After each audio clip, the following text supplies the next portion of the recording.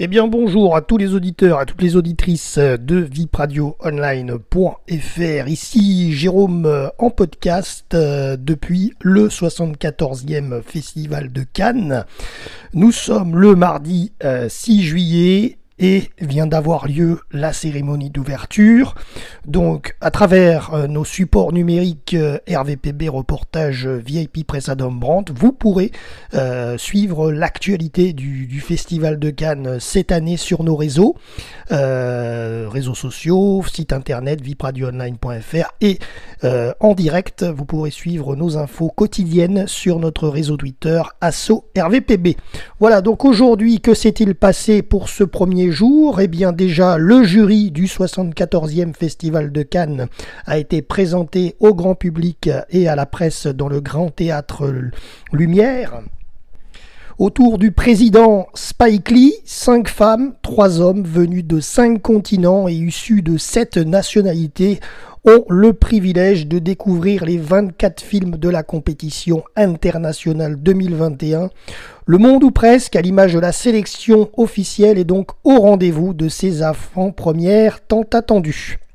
Alors concernant la composition du jury, Spike Lee est le président, réalisateur, producteur, scénariste américain. Il est accompagné de Mati Diop, réalisatrice française et sénégalaise. Ensuite, il est accompagné également de l'auteur et interprète Mylène Farmer, oui, la chanteuse française et canadienne. Il y a également Maggie Gyllenhaal, actrice, productrice, scénariste et réalisatrice des États-Unis. Jessica Osner, réalisatrice, productrice et scénariste autrichienne. La française, actrice, réalisatrice et scénariste Mélanie Laurent fait également partie du jury de la compétition officielle. Kleber Mendonça Filho, réalisateur, producteur, scénariste brésilien. L'acteur français Tahar Rahim et Song Kang-ho, acteur de la Corée du Sud. Voilà concernant le jury 2021 de cette 64e édition du Festival de Cannes. Alors la cérémonie d'ouverture a démarré à 19h30 en direct depuis le Grand Théâtre Lumière. La maîtresse de cérémonie cette année, c'était l'actrice Doria Tiller. Et ensuite, à 20h30, a eu lieu donc la première projection du premier film en compétition.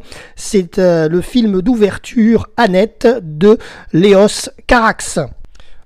Alors concernant le synopsis de ce long métrage Annette, Henri, comédien de scène, et Anne, cantatrice de renommée internationale, forment un couple épanoui sous le feu des projecteurs. Cependant, la naissance de leur premier enfant, Annette, une fille mystérieuse au destin exceptionnel, va bouleverser leur vie à plus d'un titre. C'est donc une comédie musicale dramatique et nous avons dans ce film de 139 minutes, au niveau de la distribution, il y a Adam Driver qui interprète Henri, l'actrice française Marion Cotillard qui interprète Anne, Devin McDowell, la petite fille qui interprète Annette, Angèle qui a un rôle qui est inconnu dans le film, la chanteuse Angèle, voilà.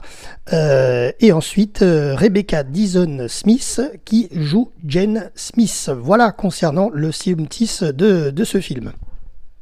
Et concernant le public qui n'est pas dans le palais des festivals, hein, les Cannois, les touristes, etc., je le rappelle, mais je le rappellerai dans nos prochains résumés, dans nos prochains journaux, il y a le cinéma de la plage qui est ouvert à tout le monde. C'est un rendez-vous tous les soirs à 21h30 devant la plage Massé en face du Majestic Barrière. C'est en libre accès.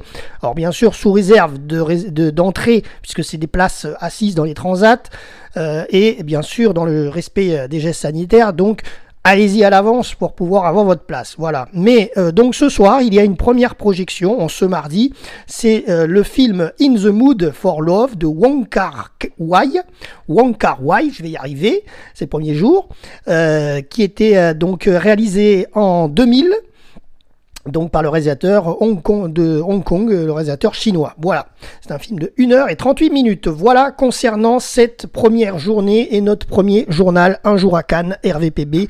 Merci de nous avoir suivis sur notre antenne. Alors il y aura d'autres journaux durant le festival de Cannes de notre part, par RVPB. Ça sera pas forcément des journaux audio, on pourra vous faire aussi des journaux à l'écrit bien entendu. Donc si vous voulez rester à l'actualité de tout ce qu'on fait, rendez-vous sur notre compte Twitter @RVPB et vous aurez tout. Voilà. À très bientôt pour un prochain podcast. C'était Jérôme pour RVPB, vipradioonline.fr depuis le festival de Cannes.